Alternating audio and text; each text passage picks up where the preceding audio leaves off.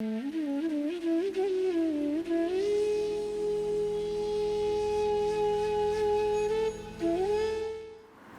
पूछे हैं, यूनिवर्स का सत्य क्या है, मेरी आत्मा का उद्देश्य क्या है। ये सवाल मत पूछो, ये पता लगाओ कि ये सवाल तुम्हारे मन में अरे आए नहीं हैं, घुसेड़े गए हैं। तुम पूछ रहे हो सोल पर्पस क्या है, आत्मा का उद्देश्य क्या है। उद्देश्य बाद में आता है, पहले तुम्हें ये बताओ तुम्हें किसने बताया कि तुम्हारे आत्मा है। किसने बताया कि आत्मा जैसा कुछ है और वो तुम में है। और जिसने बताया उसने फिर ये भी बताया होगा कि आत्मा का उद्देश्य क्या होता है।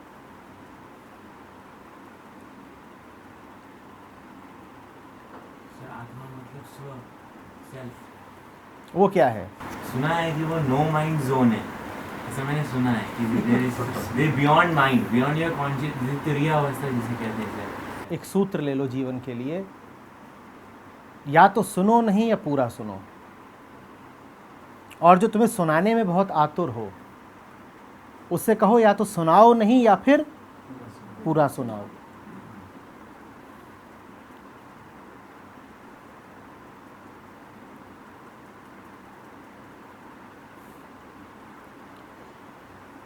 तुरिया कहते हैं, ये कहते हैं, वो कहते हैं।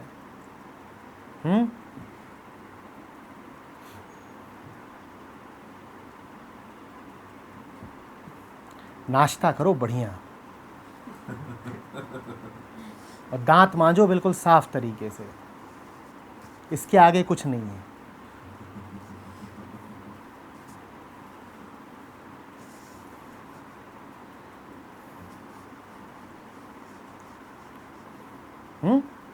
जब खाना गड़बड़ खाया होता है, शरीर ठीक नहीं होता है, तो पेट गुड़गुड़ाता है, फिर उसमें से इस तरह के सवालों की गैस उठती है।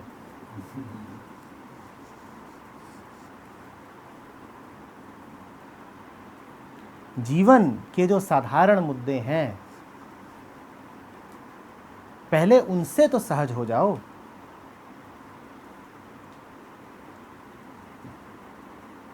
तुम्हारे सामने कोई पढ़ता है,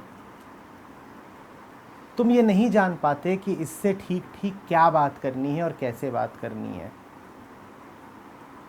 जीवन की आम परिस्थितियां तुम्हें झुका देती हैं, रुला देती हैं। और बात कर रहे हो तुरीय की,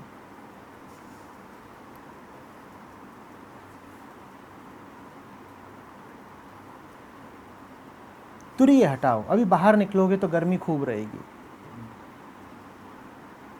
तब देखना कि मन पर क्या प्रभाव पड़ रहा है, वो ज्यादा जरूरी है तुरीय से।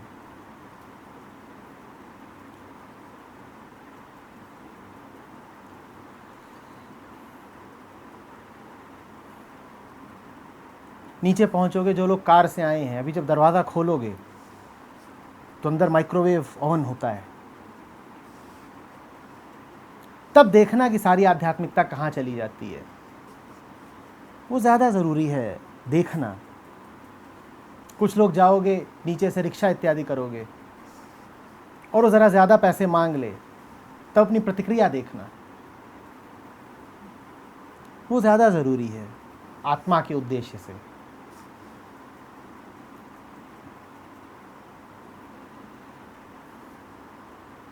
आत्मा की जेब नहीं होती,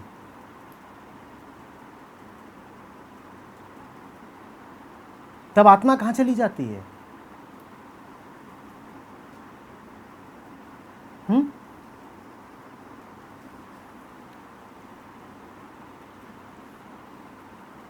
गौर से देखो कि यहां की जा रही जिज्ञासाएं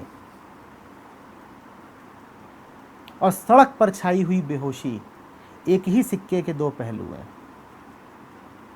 वहां भी तुम कुछ ऐसा कर रहे हो जिसका तुम्हें कुछ पता नहीं, और यहां भी तुम वही बातें पूछ रहे हो जिनका तुमसे कोई लेना देना नहीं।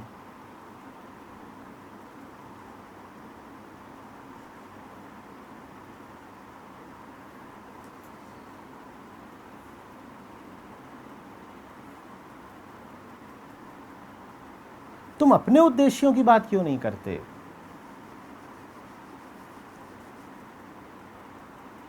कपड़ा खरीदने जाते हो आत्मा के उद्देश्य के लिए, सुबह से शाम तक जो कुछ करते हो आत्मा के उद्देश्य के लिए। अपने उद्देश्यों की बात करो ना। अपने उद्देश्यों का पता नहीं, आत्मा का क्या उद्देश्य है, आत्मा है भी या नहीं, इसका तुम्हें क्या पकड़, क्या भरोसा?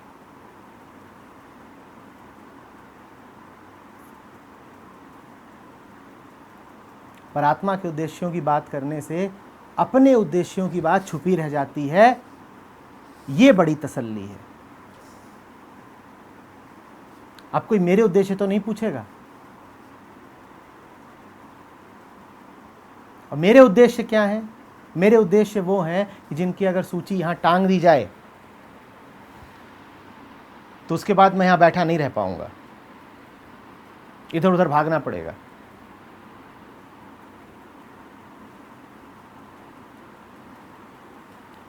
देखा है दिन भर कैसे कैसे इरादे बनाते हो, और अगर डर ना हो और अगर विवशता और कमजोरी ना हो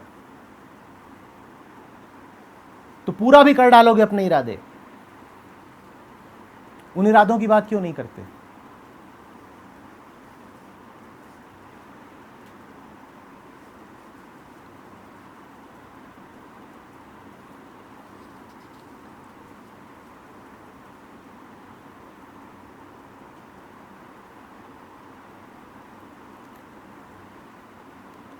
नहीं, पर हमें बताया गया था कि आध्यात्म में अपने इरादों की बात नहीं करनी होती है, वो छुपानी होती है।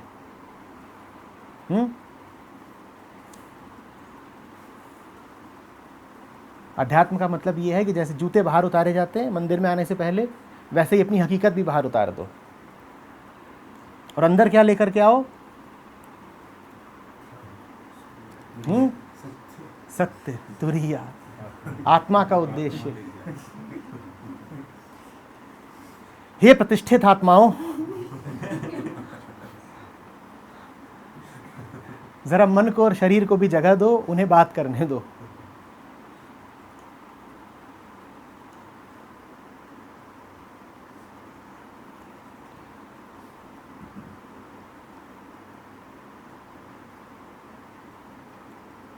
सुनने में प्यारा लगता है ना?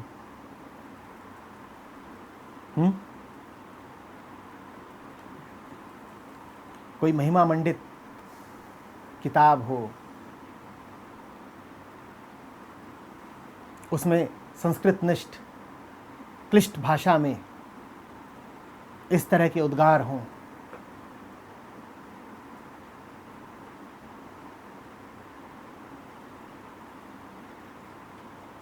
विपर्यय से मुक्ति।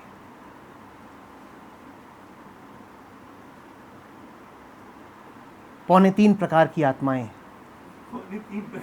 अरे अब और विशिष्ट हो गया ना शास्त्र।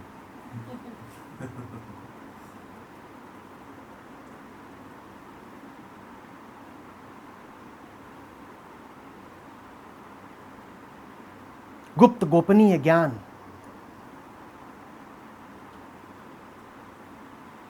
तुम किसी की बात ना सुनते हो और वो तुम्हें अपनी बात सुनाना चाहे तो बस उसे ऐसे बात शुरू करनी है, मुझे तुम्हें बताना तो नहीं चाहिए लेकिन मैं सोच रहा हूं तुम्हें बता दूं कि अब तुम सोते थे जग के सुनोगे कि कुछ ऐसा बताने जा रहा है जो अब यही काम शास्त्र करते हैं। वो शुरू में ही बोल देते हैं कि हमें वही पढ़े जो दिल का साफ हो, इरादे का सच्चा हो,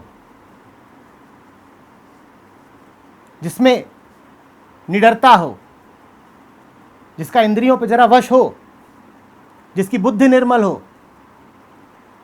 अब तुम शास्त्र जरूर पढ़ोगे, कहोगे मेरे लिए तो है नहीं ये पक्का, और पराई चीज पे हाथ डालने में जो सुख है उसका क्या कहना।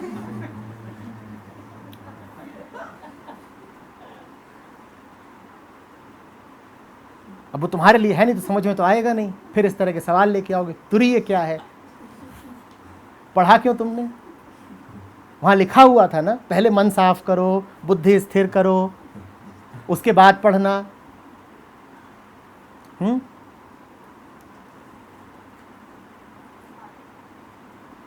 और कई ऐसे जिन्होंने पढ़ा नहीं होगा, उन्होंने सुना होगा। अब कोई गुरु जी हैं, वो बैठ गए हैं, भव्य आसन है, कपड़े ही कपड़े हैं चारों तरफ, वो वहाँ से निर्मल वाणी में तुम्हें बिल्कुल भाव गंगा में कभी डुबो रहे हैं, कभी उतरा रहे हैं।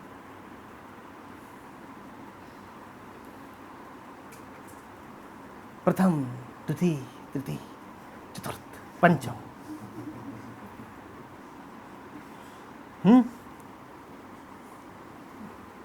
हाँ, यही है, हो गया।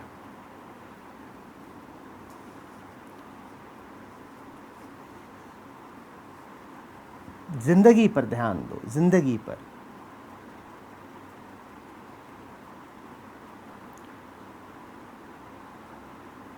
और कोई इतना अंधा नहीं है कि उसे अपनी जिंदगी का ना पता हो।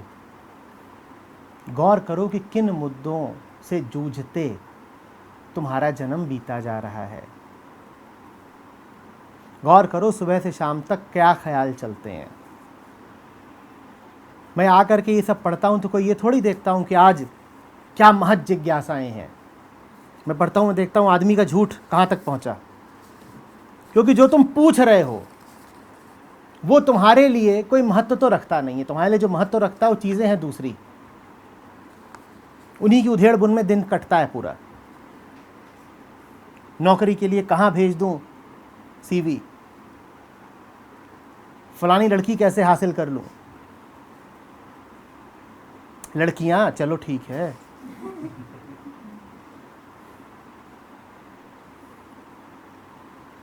उसका क्या नुकसान कर दूं, उसने ऐसा कैसे बोल दिया, आज मैच कितने बजे शुरू होगा, अब किसको पकड़ लूं, किसको बेवकूफ बना दूं, जहां 10 बजे तक रुकना हो वहां 8 बजे तक कैसे भाग लूं। ये कभी पूछते क्यों नहीं? सर बेईमानी का कोई आध्यात्मिक तरीका बताइए, ये तो तुमने कभी पूछा ही नहीं।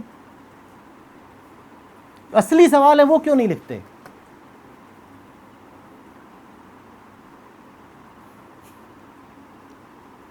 मैं खोजता रहता हूं कोई तो असली सवाल मिले।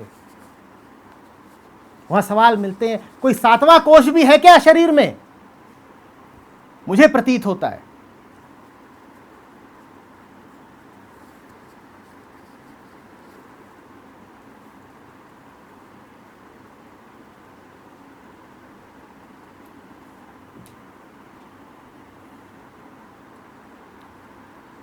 स्वर्ग में कोई ड्रेस कोड चलता है?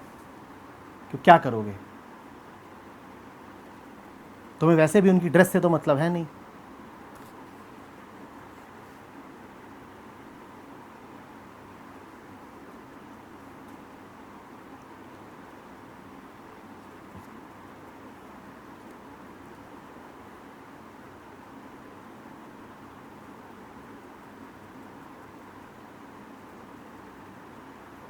अभी कुछ दिन पहले हुआ था, यहाँ पूरी रामायण बाँची गई, सब कुछ हुआ।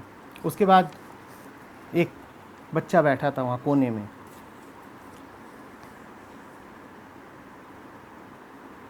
बिल्कुल आध्यात्म की ऊंचाइयों को छुआ सतर ने। फिर पूछता है ये सब ठीक है, बताइए एग्ज़ाम आ रहा है उसका क्या करें। सब हंसने लगे उस पर, एक दो लोग कुपित भी हुए, पर मैंने कहा नहीं ठीक है, उसमें कम से कम ईमानदारी है। वो कह तो पा रहा है ना, बता तो पा रहा है ना कि उसके दिमाग में चल क्या रहा है। हम तो नकली सवाल और नकली सत्र करे जा रहे हैं।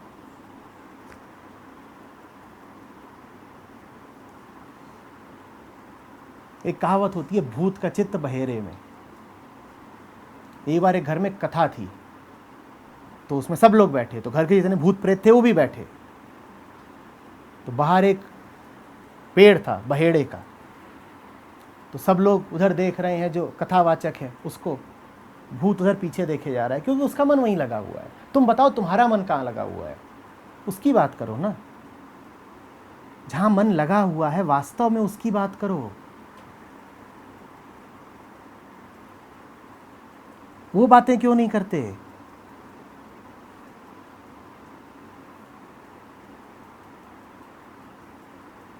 और अभी शिविर हुआ था, उसमें रामकृष्ण को पढ़ते थे, वो कहते थे 2 ही जगह मन लगा होता है, कंचन कामिनी, या तो कोई औरत होगी, कोई मर्द होगा, उसमें तुम्हारा मन लगा होगा,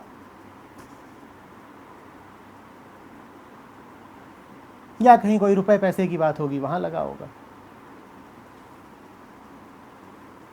वो बात करोगे नहीं।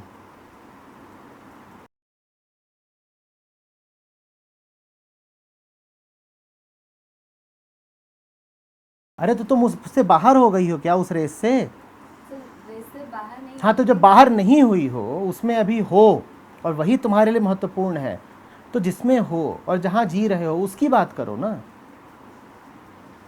अभी देखो तुम्हारा तर्क क्या है, तुम कह रही हो हम हैं तो उसी रेस में, लेकिन उसकी बातें करना जरा शोभा नहीं देता। नहीं नहीं, मन में तो काम भरा हुआ है, पर अभी मंदिर में है ना, तो यहां तो प्रणाम है। या तो तुम ये कह दो कि उस रेस से बाहर आ गई, बाहर तो आई नहीं, जब उसमें हो तो ईमानदारी क्या है, हाँ, कि उसकी बात करो, बताओ कि मैं तो यहीं पर हूं, मेरी तो यही बात है। ऋषियों ने उपनिषद इसलिए नहीं लिखे थे कि तुम्हारी कल्पनाओं को पंख लग जाएं, उन्होंने इसलिए लिखे थे ताकि तुम जो जी रहे हो उस जीने में क्रांति आए।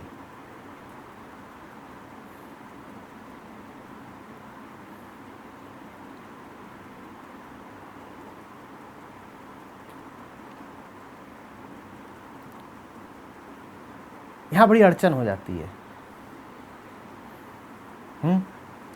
जब तक मैं आत्मा की लोरी सुनाता हूं तब तक बढ़िया रहता है, और जैसे ही मैं कहता हूं अब जिंदगी की बात, वैसे ही ऐसा होना शुरू हो जाता हूँ, जरा एसी नहीं चल रहा है क्या, ये इस पिक्चर में इंटरवल नहीं होता।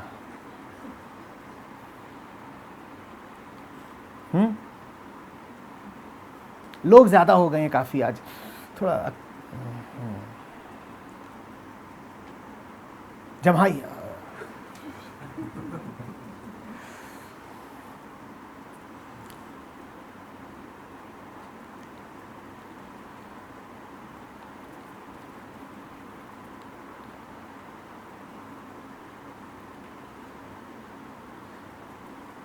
हम बड़े विचित्र लोग हैं, हम में अपने को लेकर के गहरी हीन भावना भी है, पहली बात, और दूसरी बात उस हीन भावना को हमें बचा के भी रखना है।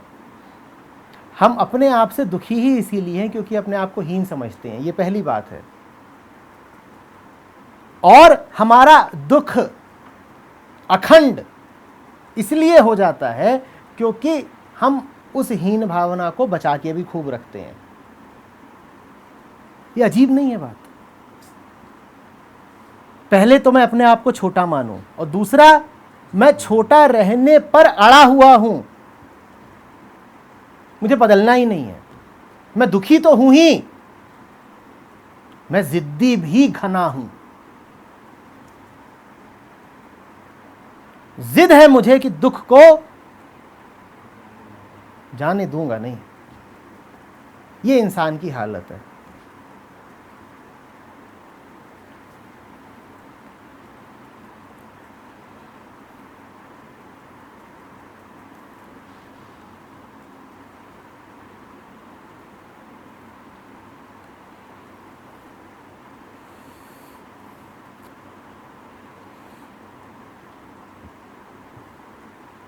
अभी ये सब बातें बोल रहा हूं तो हंसोगे भी नहीं।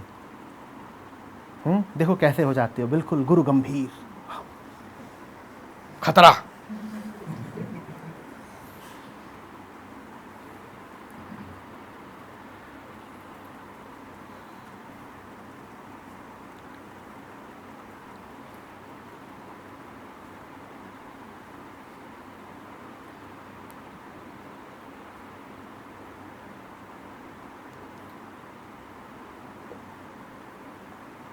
इससे बड़ा झूठ नहीं है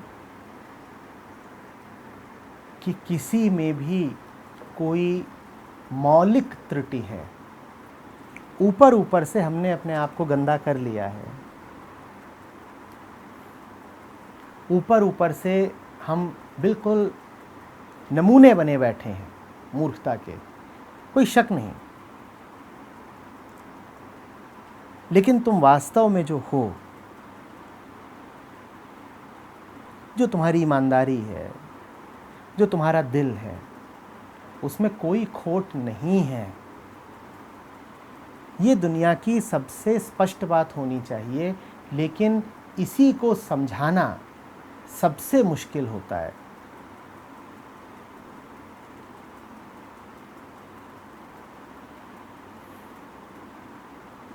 तुम ठीक हो। हमारी हालत ऐसी है कि जैसे हम नहाने जाएं तो त्वचा साफ करने की जगह फेफड़ा साफ करने की कोशिश करें।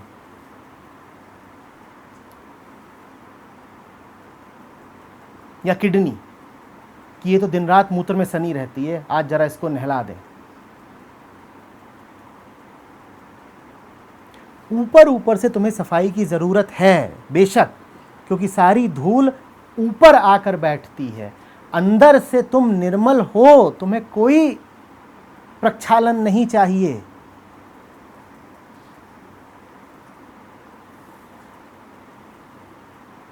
सफाई की ज़रूरत कहाँ है? ऊपर। और ऊपर क्या बैठा है? ऊपर यही सब बैठा हुआ है, काम, क्रोध, मद, लोभ, माया, मत्सर।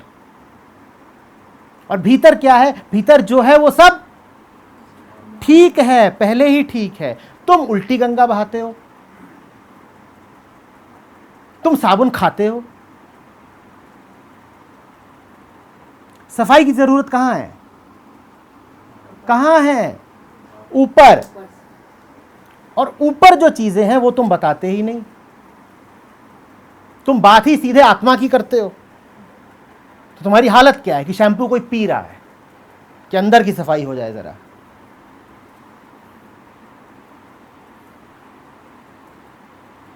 जहां की सफाई होनी चाहिए वहां की करते नहीं, जहां सफाई की कोई जरूरत नहीं वहां तुम सफाई को आतुर हो।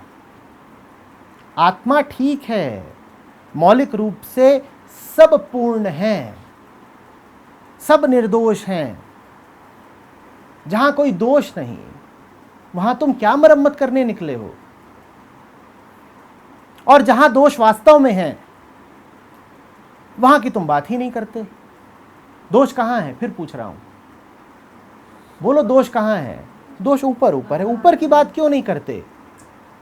हाँ, मेरे व्यवहार में कुछ चूक है, हाँ मुझे गुस्सा आ जाता है, हाँ मैं दब जाता हूं, हाँ मैं कुंठित हो जाता हूं,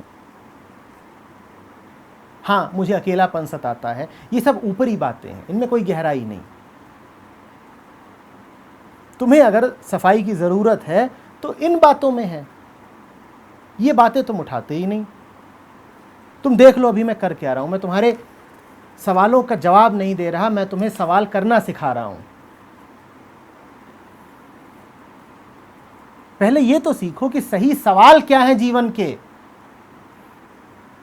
जवाब मैं बाद में दे दूंगा, हो सकता है अगर तुम सही सवाल पूछ लो तो जवाब देने की जरूरत ही ना पड़े। तुम सवाल ही गलत पूछते हो।